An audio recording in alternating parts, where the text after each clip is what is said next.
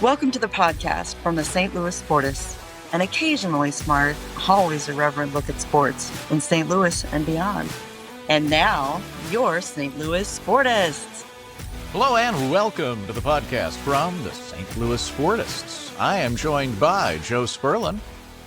Hey, good to be here. Good to see everybody. Doug Lansdowne. Glad to be back this week. I got the Christmas spirit up behind me, so. It's very festive. Tom Mathis.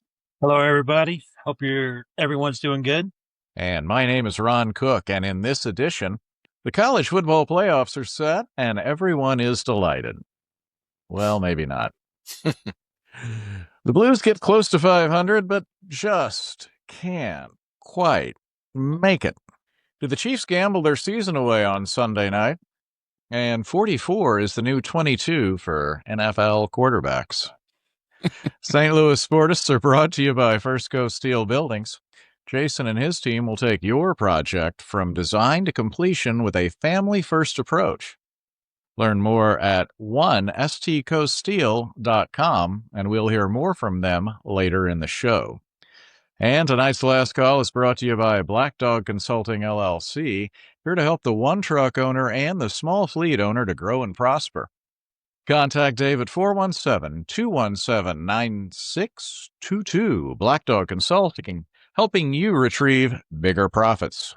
We would like to ask you to like us, rate us, follow us. We're on X, Facebook, Blue Sky, and Instagram. If you would rather watch this madness than listen to it, we're on YouTube at STL Sportists. And our website is stlsportists.com. Let's lead it off with quick hits, Joe Sperlin. What do you have? Well, I don't know if you saw that, even though the Big Ten is also talking about that, Utah was the first one to pull the trigger by signing with a private equity firm. So if you're interested in the University of Utah, you can invest in the Utah brand and entertainment. And you are investing in the University of Utah, supposed to provide about $500 million worth of income. Whew. Now, I'm not for sure how, and Ron, you may have a little more business. I'm not sure how private equity firms work, but I always thought that if you gave money, you were expected a return. And I guess this is kind of how the NIL is going to be. Now, my question is, what do you do when this equity firm comes and says, do you realize men's and women's tennis really doesn't produce any revenue for the university? Yeah. Should we keep those sports because they're not producing any revenue? Now, like I said, the Big Ten was supposed to do that, but I believe Michigan and USC says we're not having anything to do with this. So I will be interested how this turns out. I never thought I'd get to bring trading places into the podcast, but I'm seeing the guys at the end walk up and say, margin call. Utah says we have invested in frozen orange concentrate. Looking good, Billy Ray. Yeah, feeling good. Oh, Mr. Beeks, yes. Doug Lansdowne, what do you have? Did you see where one of the starting defensive ends for Indiana is out for the playoffs? I did not. No, He got I did. he got hurt in the post-game celebration after they beat Ohio State, and Siggs announced today that he's out for the playoffs. Jeez. So, And Doug, Yep. actually, I think someone posted a video of how it happened. I haven't seen that. He just jumped up and high-fived somebody and come down and started limping. Limping? Yep. Unbelievable. That reminds me of when LSU had a guy named Mason Smith, who's in the NFL now, and on the very first play of the season, he made a tackle for loss in the backfield, jumps in the air, comes down, and tears his ACL. Nice going. For mine, I want to compliment the people that laid out City Park up here where the St. Louis City soccer team plays and practices. And I'll tell you why. So both my quick hit and my last call are going to have to do with the World Cup next year. City Park, for those of you that haven't seen it, the stadium is north of Market Street, and then where everyone, the team offices and the training facilities and the practice fields and everything are south of Market, and there's a tunnel underneath Market Street that connects the whole thing. And it's really an ingenious layout. The whole complex is like in a very compact area. And they traveled the country and found out, like, hey, what would you like, your complex to look like? And they ask every team. And so they built this really well put together area. And you're like, okay, that's a great story, Ron. What does it mean? Well, guess what? When all of the teams come over for the World Cup next year, they're going to use an MLS city as kind of their home base. So because ours is so cool and so rockin', St. Louis may be hosting one of the elite teams, so don't be shocked if we have Brazil or Portugal or England or Germany or Spain headquartered right here in St. Louis practicing down at City Park or using the facilities, which would be incredibly cool if they have open practices or, just to have those guys around town as they travel around for those matches in the World Cup next year. So, kind of a nice little benefit of having a well-designed stadium and layout down there. Yeah, that's gonna be awesome. I mean, and it is a beautiful facility. And don't they have 2 practice fields? They've got a ton of practice fields, and everything in terms of like their athletic training is state of the art. Joe, they've got the cooled pools, which are all the rage and everything. I mean, like anything from an athletic training facility, they've got. So very state of the art.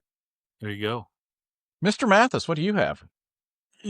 The details of Eli Drinkwitz's contract extension were released this week, and I'm not going to bore everybody with every detail, but there's one that stood out to me. And if he wins 8 games in a season, he goes 8-4. His contract will be extended by another year, and he gets a raise on top of that. I remember a day when winning wasn't anything. And, it's great that Mizzou's winning these games, but they're playing an extra game. They're playing a pretty soft schedule, non-conference schedule. So that's going to change a little bit. But eight wins should not be the what we're trying to go by to extend the contract. So I'm finding that they kept him, but just adding those kind of things is kind of sad. I wonder if his agent said, we're going to this 9-game SEC schedule, so maybe we need a little insurance here. Yeah, that probably was. I always like telling Mizzou fans, Warren Powers got fired for going 8-2. That's right. Exactly. Yep. Yeah. In He 1975, couldn't they beat won Nebraska and OU, and they fired him. In 1975, they went 3-1. I think their first 4 games, and it was against Alabama, against I think Ohio State and Notre Dame, and then they went like 3-5 in the conference, and that's what got Alonso fired, is he couldn't beat Iowa State or K-State. So you're telling me there wasn't an Arkansas State or UMass on that schedule back in the there days? was not. No. I attended Warren Powers' final game at Mizzou with a good friend and loyal listener of this podcast, Rob Allen, and I will never forget they carried around a banner that said, "How about Dick Vermeil?"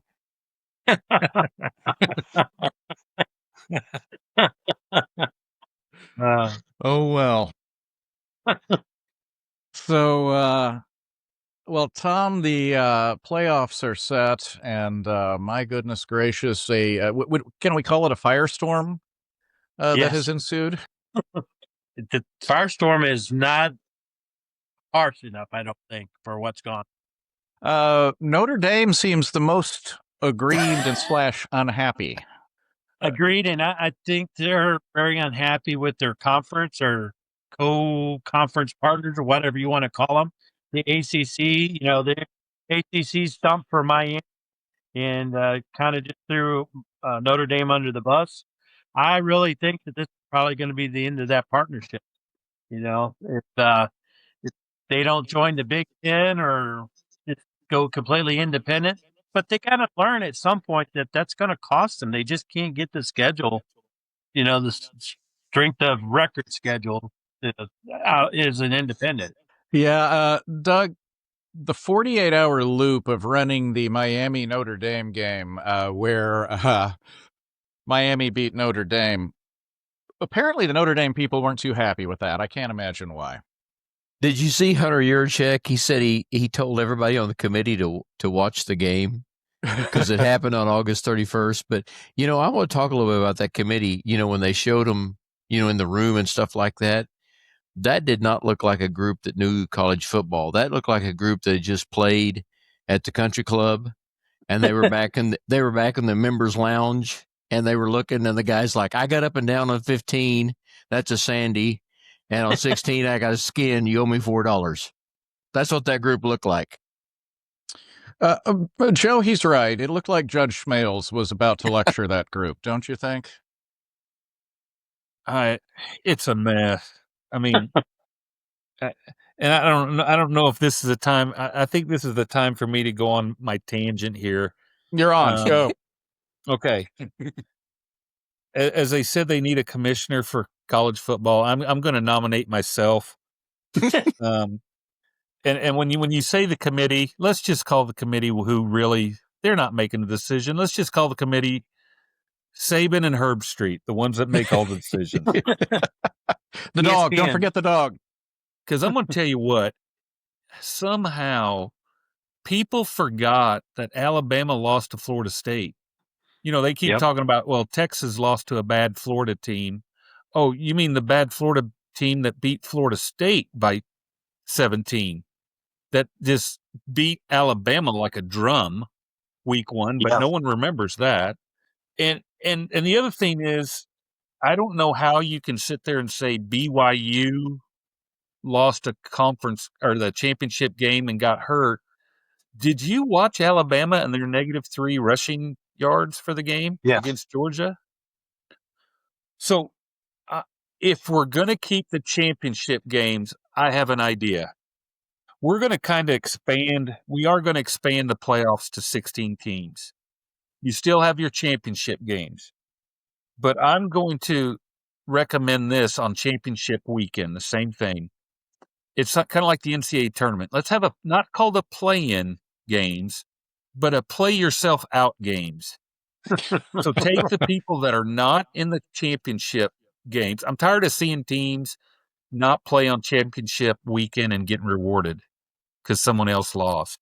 So if you sit here and take 5 through 16, the ones that didn't play, you would have these 5 matchups. And I'm just going without doing rematches. Now, these at neutral sites, okay? And you're sitting there going, well, where would they play? Really? There's no one that would take 5 college games and have a sellout and have the TV revenue. But listen to me here. Oregon versus Utah would be one game. Ole Miss versus USC. Texas A&M versus Vandy. OU versus Miami. And Notre Dame versus Texas. And that was really close to their rankings, but you had to flip some people so you wouldn't have an OU Texas rematch. You wouldn't have a Notre Dame Miami rematch. And it's not a play-in games. They're play yourself out. So everybody's going to get that extra game. And we all know what ESPN would say. I'll take it. Yep. And everybody's playing championship weekend. And you sit there and go, well, that's an extra game. But what about the teams that played an extra game? Look what it did to Ohio State. Boy, it got them refocused. Notre Dame didn't play a game last year. So people that play this weekend, they all get to play. Now, you notice one team, and you still have your championship games, but there is going to be huge modifications on this. And they better figure it out by 2030 when the TV contracts get all redone again. Yeah. Because then you're going to have people going, I've gotten screwed. We've gotten screwed for 5 years. We're going to do our own thing, and it's all going to change again. Hey, the ACC has 17 teams. You know why they can't have a tiebreaker? Because they can't play 9-game schedule because they have 17 teams. Right. Who in the hell didn't think of that? Let's Right. have 17 teams. Well, let's get 18. No, 18 would be too much. And then someone probably said, well, our tiebreakers are all screwed up. Who cares? Let's just get 17 teams. Yep. Unbelievable. And you And know no what? division. I'm sorry, Tulane and James Madison.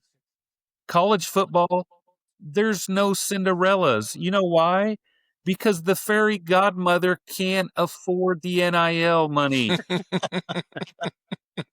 Cinderella says, fairy godmother, I sure would like to go to the SEC championship ball. Sorry, sweetie, we can't afford that. You have to go to Shreveport. I'm sorry.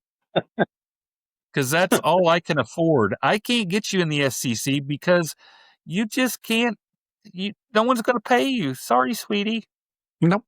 Nope. End of rant. That's it. I'm out of here. Everybody have a good night. That's one for the ages. Tom, are we at 16 teams next year? Is there any way to avoid that? Is that just like going to happen? I do not see a way where that does not happen. I mean, you're going to have, first of all, Notre Dame's going to be behind it more than anybody, but there's just no way to avoid it at this point. And I think it's the logical thing to do. Yeah. And then we're hearing about the death of bowls, Doug. They said that, first you got players opting out. Now you got whole teams opting out. What do you see for bowls coming up?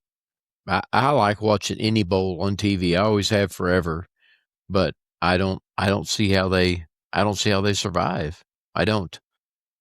And I get why some of those teams didn't play because they're doing the famous let's turn the page and let's go towards next year. Yeah. We're putting that to rest. We were 5-7. We didn't have the year we wanted. We've started off season and we're good. Now, why they would not want to have another 15 days of practice, I have no idea. Exactly. But I could see why. Same thing. I'm not going to put a guy out there and him play really well in a bowl game, and then he gets an NIL and I lose him. It's the guy I've redshirted, I've protected, and then he plays in a bowl game and goes off, and someone calls and says, "Oh, we sure would like to have you here." Yeah. Yeah. Yep. Well, I've told the Mac Brown story that he told a few years ago where Texas was going to the Holiday Bowl. And he said, hey, we're going to lose money on this. By the time we load the semi, by the time we take the band, by the time we take the boosters, by the time we pay the hotels, by the time we do all of the costs, yes, we get a payout from the Holiday Bowl, but we are going to lose money. He said, where we get from this, the main benefit we get from this is exactly what you said, Joe, which is the extra practice. Yeah. Yep. And so, speaking of extra practice, the University of Missouri-Columbia will get that, Tom Mathis, as they prepare for the Virginia Cavaliers. You, as a lifelong Mizzou fan, how are you feeling about that matchup? I think it's an interesting one. I like that when they play teams that they don't normally play. I don't know if they've ever played Virginia. I can't remember a time. So, I do like seeing that. It's not like it's a January 1st bowl game, but it's a pretty attractive bowl game. Gator Bowl's always been a good one. Joe Sperlin, we're going to have a lot of orange in Nashville when we've got Burt taking on the Tennessee Volunteers. I just hope Burt puts on a performance like he did last year.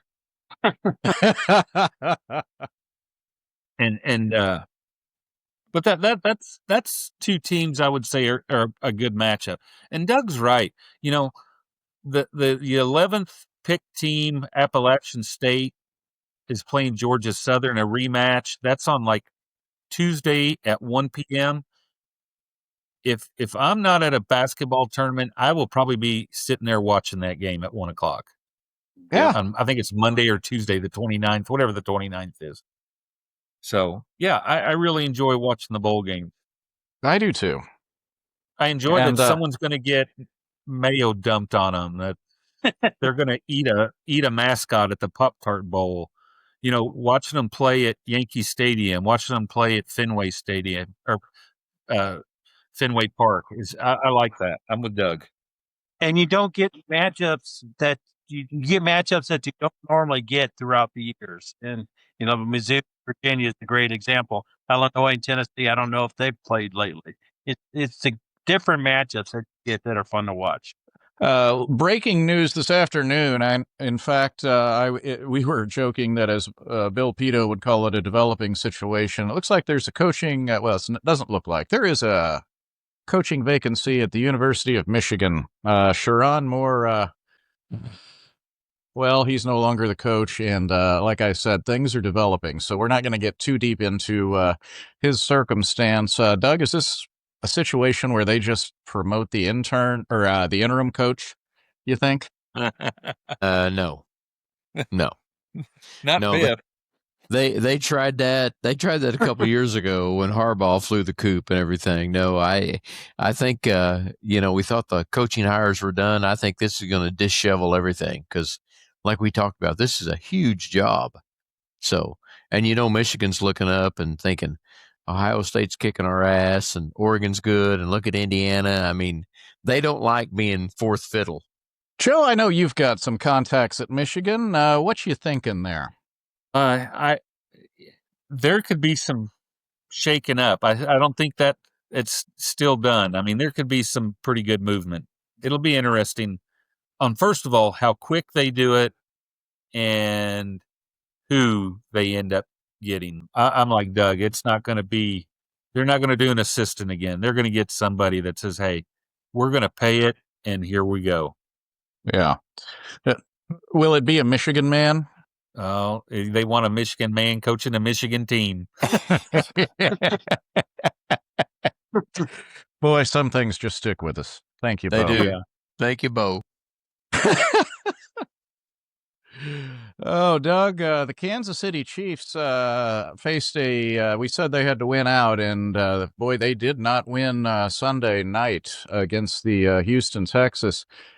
Andy Reid going for it on fourth down at his own 31-yard line. It told the Kansas City Star, wow, I messed that up. Did you think he was going to snap that ball, or did you think that was kind of one of those, hey, let's see if we can get him to jump situations? I didn't think they were going to snap it, but I mean, sure, he gets a free pass, but if that was that guy at Arizona, they would have fired him the next day. If that was about 8 guys in NFL, they would have fired him the next day. I mean, that had to be a game of field position, and the only chance the Chiefs are going to get a touchdown was if their defense scored one. So yeah, and their defense was playing well at that point. Yes, yeah, you got to flip field position there, I think, and everything. I mean, that the product the Chiefs have put on the field the last 6 weeks has just not been very good. No. And so right now they're down to, I think I saw like a 13% chance. Basically, they'd have to win out and get help. A lot of help. Yeah. I think it's over. No, I think it's over. And they're still favored by 4.5 at home against the Chargers this week.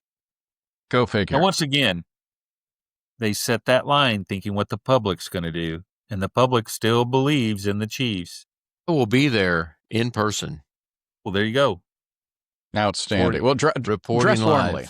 Yeah. It's going to be 8 or 5 Saturday night. So, yeah. Joe Sperlin, we had a Brady Cook sighting with the New York Jets this week. I guess it just goes to show that, my goodness, you can, as long as you're on an NFL roster and a quarterback, you got a chance to get in the game. As we're going to talk about here in a little bit. But, yeah, I don't know why. Why would you not play him and see what he can do? I mean, I don't know why a lot of those teams don't play people like, hey, we know what we've got. What have we got behind him?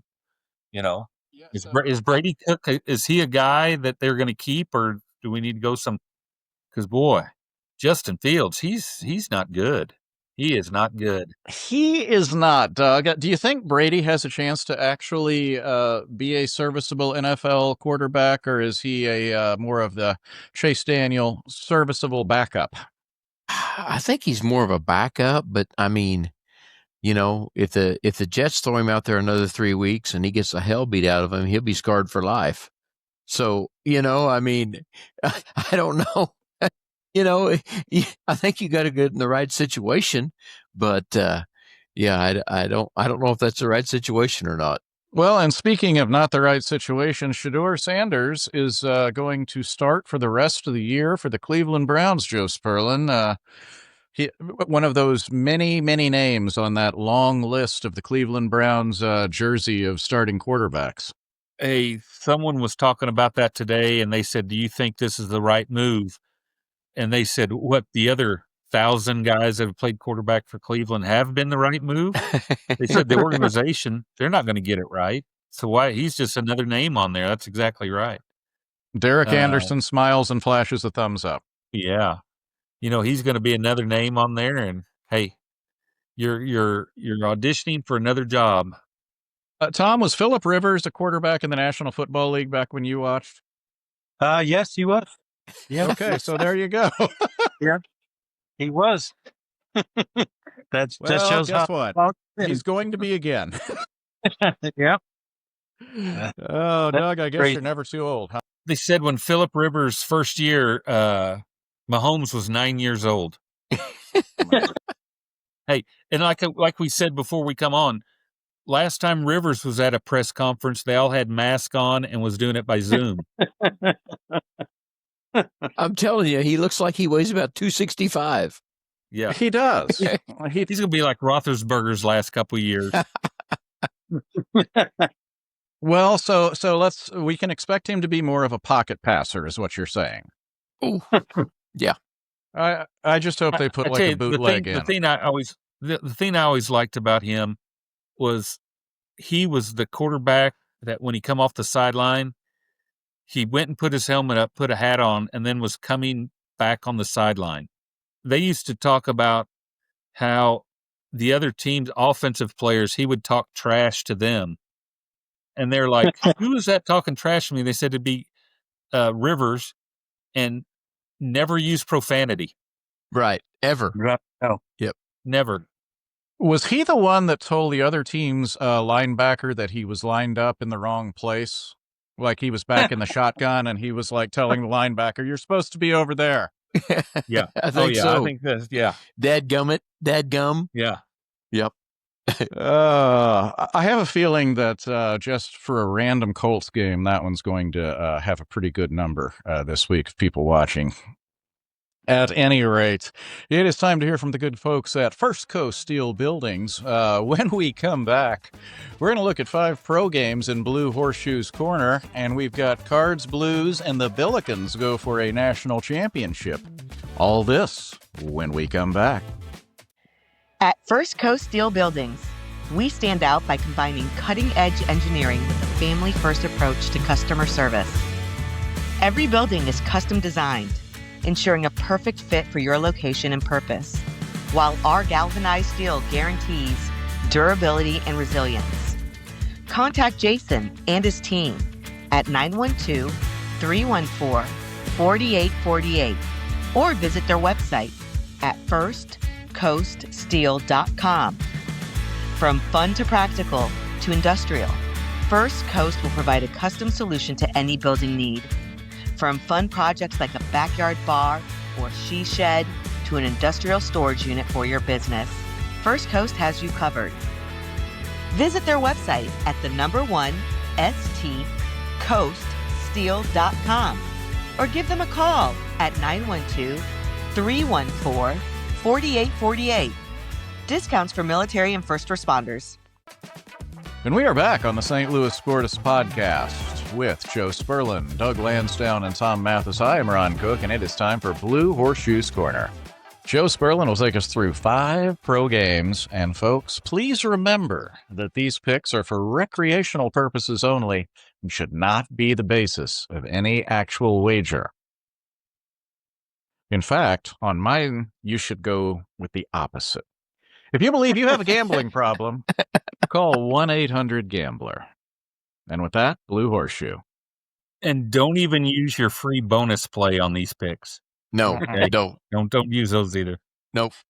Tom, next week we'll have our college playoff and the Missouri State game, so you be ready to go. I'll be ready. And then the week after that is we've got the quarterfinal games in Mizzou and Illinois, so we're going to take a week off from college. All right. Hey, it's getting crunch time. Our first game It's still possible. Baltimore, whose one game they lost last week, at Cincinnati. Baltimore -2.5, an AFC North battle. And I'm going to say it. I'm still on board the Baltimore bandwagon. So I'll just go ahead and start with that. Doug, what do you think? It's at Cincinnati. At Cincinnati. And Ron, who's quarterbacking now I'll take for the Bengals. Cincinnati? That'd be young Joe Burrow. Fine young quarterback. There you go. Yes. However, Yeah. there is no D in Cincinnati, so give me Baltimore. All right.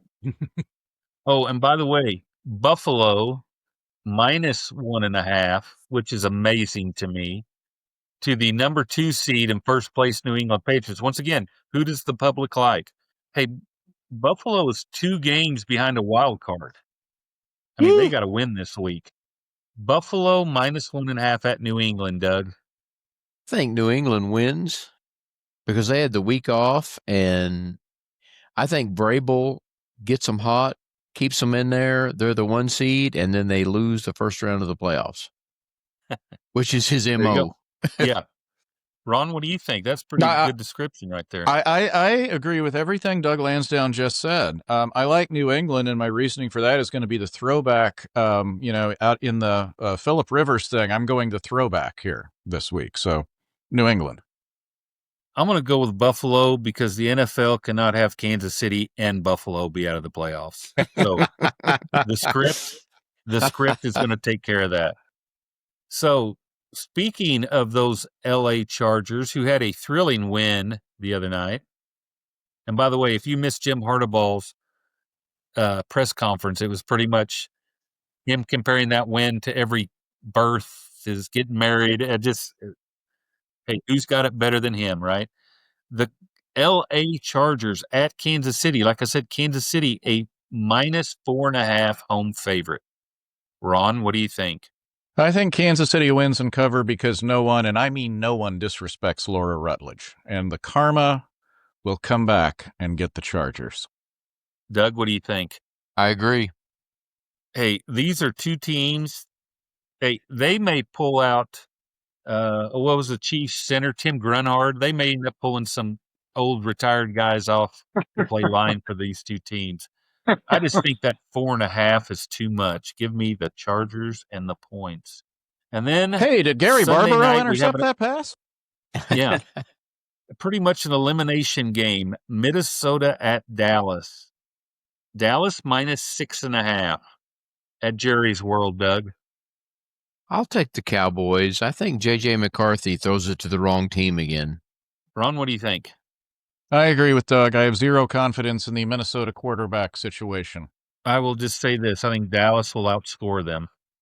The first place in the AFC North at home, the Mud Hut, -3.5. The hot Miami Dolphins at Pittsburgh. I do not have the weather report for Pittsburgh, but I'm sure it will not be 60 degrees. No. What do you think, Ron? I think the elements give the Steelers the win. I just can't see the Dolphins traveling into the cold and doing well. So give me the Mud Hut Express. Yep. Doug? Yep. Mike Tomlin said the varsity played again last week. They'll play again this week. I'm with you, too. I think, like I said, I think it's made Tomlin mad. So, and there you have it. Hey, like I said, it's coming down to crunch time. This is for entertainment purposes. Please, no wagering, not using our picks. Certainly not using our picks. So, next week, like I said, we'll get the 5 in the College Bowl game and Missouri State at the Xbox Bowl. Oh, Go, and by you the crazy way, Bears. on my rant, you're telling me they come up with a bowl game and a location in like a week for Missouri State to play. Yep. That seats 12,000 people, by the way. The Yeah, Cowboys own that stadium. Yes. Yeah. So you're telling me we can't find 5 locations for my play out games. I'm Play telling out. you, it would work. It would not be in Dayton, that's for sure. No, and Joe, this reminds me of something that you and I talked about back during COVID when they said, the college football schedules have to be done 8 to 10 years ahead. And during COVID, teams were like on Tuesday night saying, we're looking for an opponent for Saturday. Yeah. It was the team. It was Coastal Carolina and BYU. Didn't they say, hey, we'll come to your place. We'll be there next Saturday. And it was like you said, it was on like a Tuesday. Yep. Well, part of that, Utah and Vandy talked about playing each other. Right. Yeah. This during championship week. And they were like, hey, there's nothing against that because we're just, and then it was kind of like, I think they got, as they said, the logistics didn't happen. I'm sure the NCAA said, do we need to send a letter to cease and desist? Stop this. Right. All right, Blue Horseshoe. Thank you, sir. Tom Mathis, last night we thought the St. Louis Blues had a chance to hit 500, and of course they did not. They stand at 11-13-7 right now, and now we find out that Jordan Kyrou is going to be week to week. It just keeps piling up. I don't know. I mean, you just think at some point they turn the corner, and they just get drugged right back where they were. It's like 2 steps forward, 3 steps back half the time. I don't know. I mean, they don't play a fun style of hockey. I mean, there's really no excitement in their games. And the Blues have always been known for their hitting. There's not a whole lot of hits, especially with Nathan Walker hurt right now. So it's, I keep saying this, at some point they're going to have to make it something just to get some fire underneath these guys. And I don't know how many times Monty can say there was no effort, how many different ways he could say it before somebody finally gets the idea that they're not playing hard. Yeah. And for those of you that don't watch a lot of hockey, typically they'll play 4 forward lines of 3 guys, so that's 12 dudes. Right now, the Blues are missing 5 forwards. And there's not a lot of teams that have that kind of depth to step up. We talked about a player named Dalibor Dvorsky, an exciting young player, and in our preview, I forget if it was Tom, I forget if it was you or Keith that said, I don't know where he's going to get the playing time. He gets all the playing time he wants now.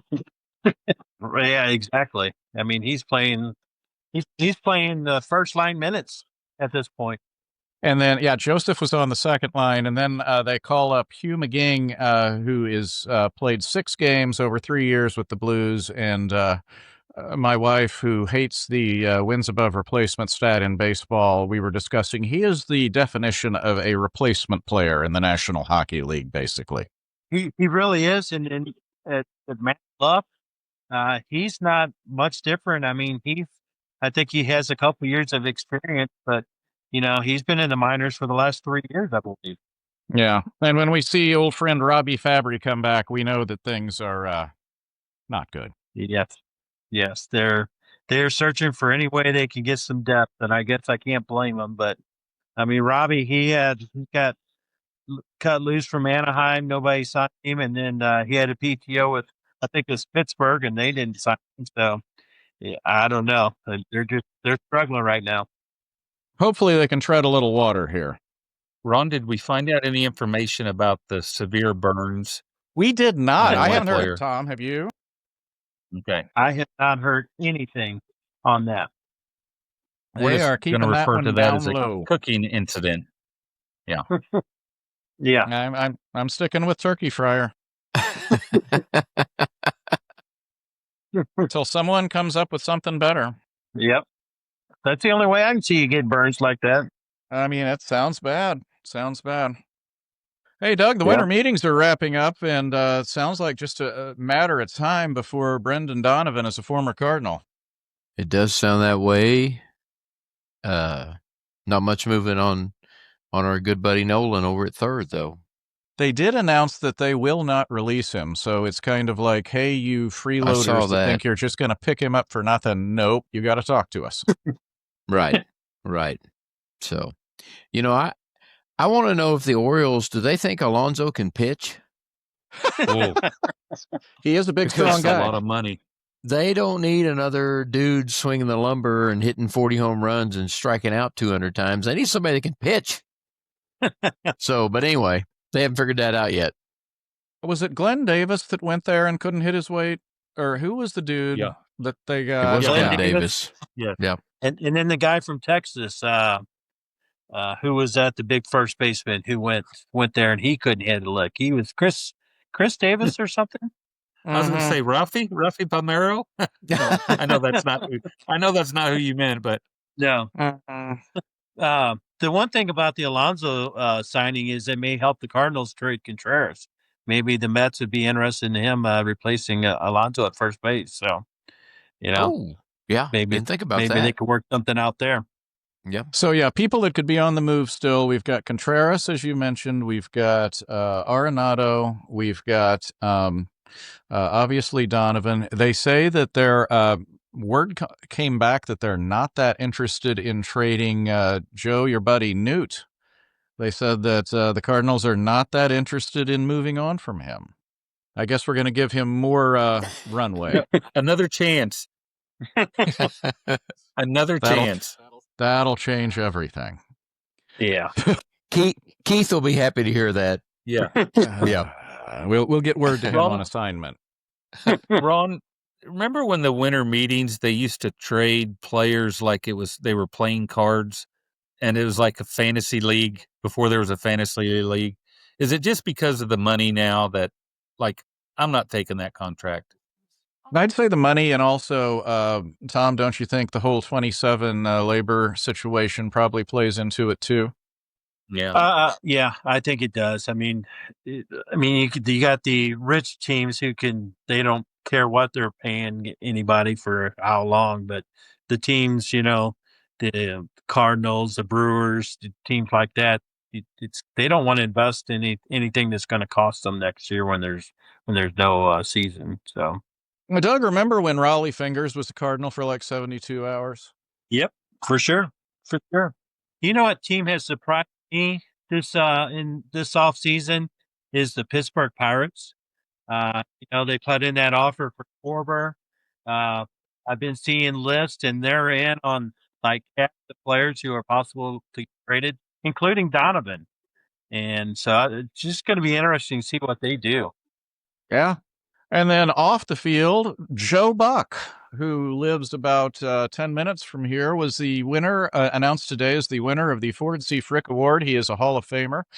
He and his father are the first father and son Ford C. Frick winners to go into the Hall of Fame. I think some people think it's well-earned, and some people, for some reason, are having a problem with it.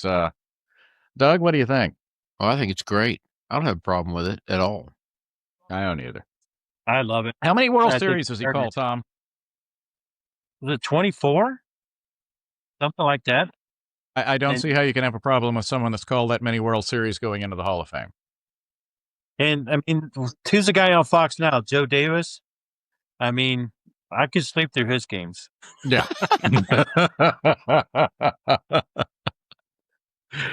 Exactly.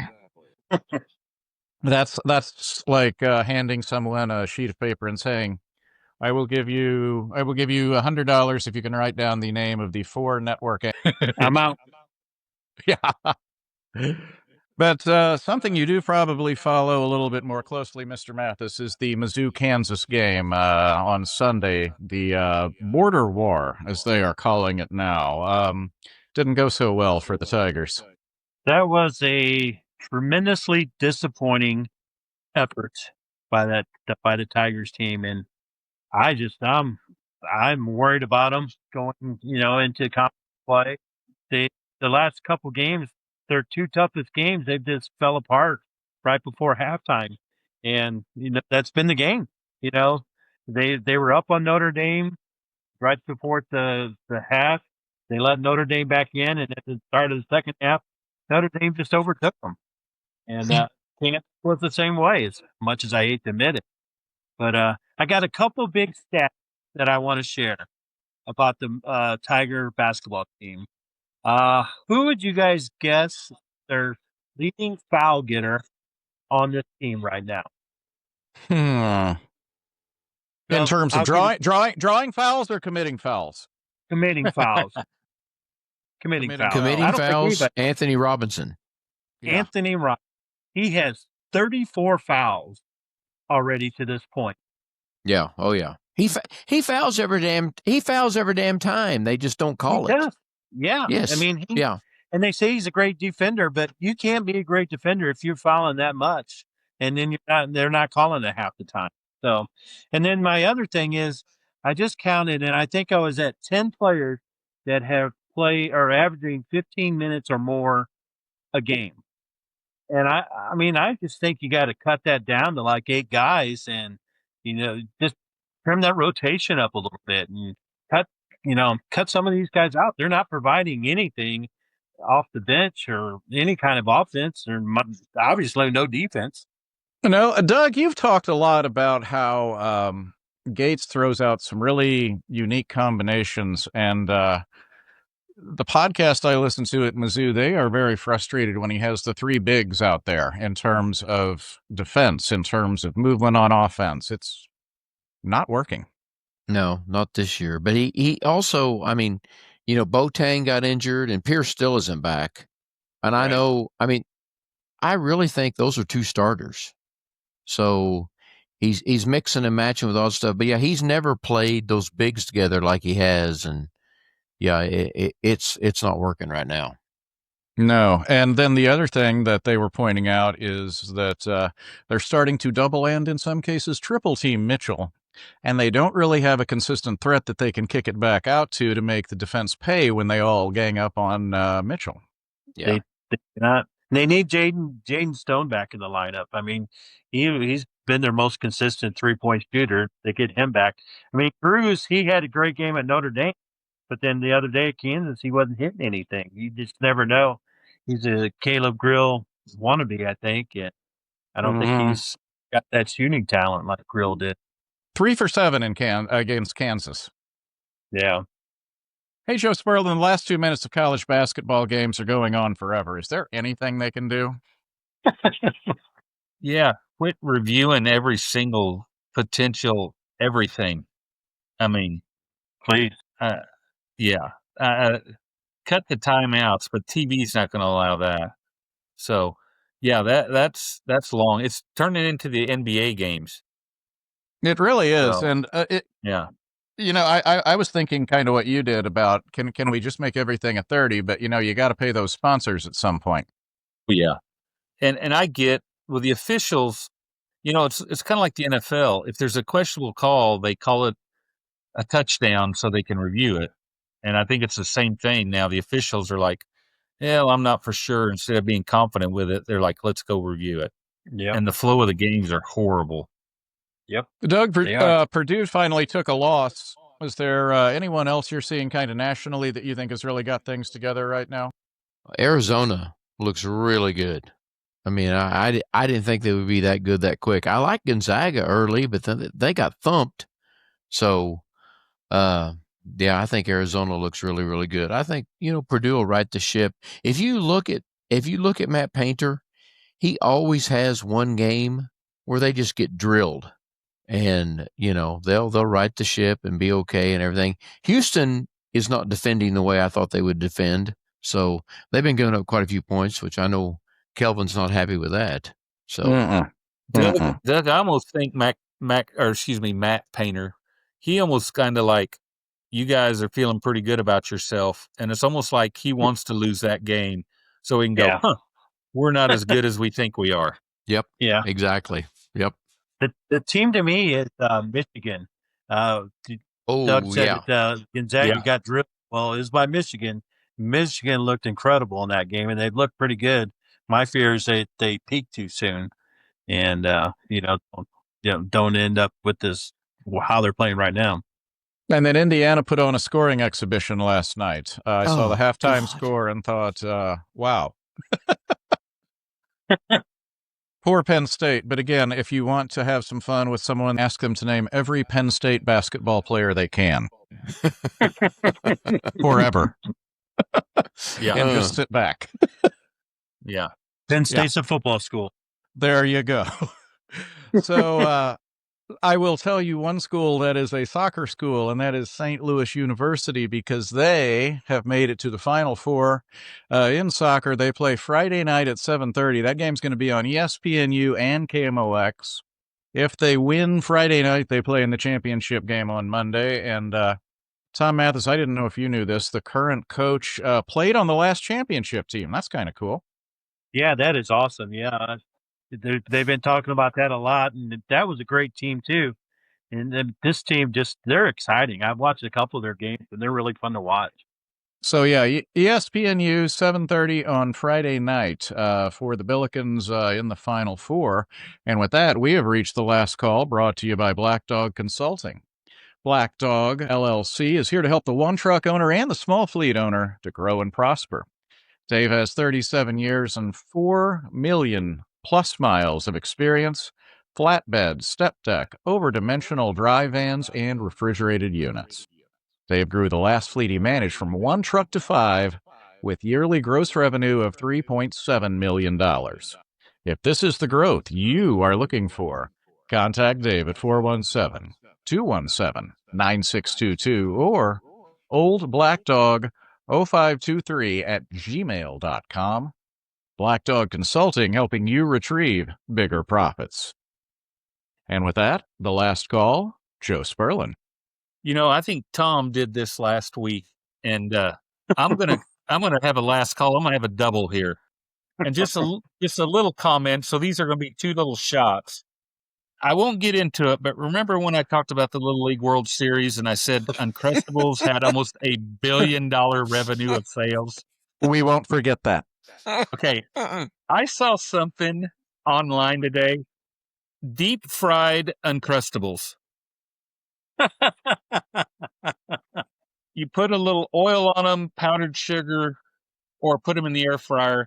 My group doesn't know it, but we're going to have Uncrustables, deep fried Uncrustables for Christmas snack. As Rhonda just turned and looked at me like, so I will get Emma and Eve on that. I will report back how those turned out. Please do. And my second little shot, if Jeremiah Love doesn't win the Heisman, is he going to storm out of the arena mad?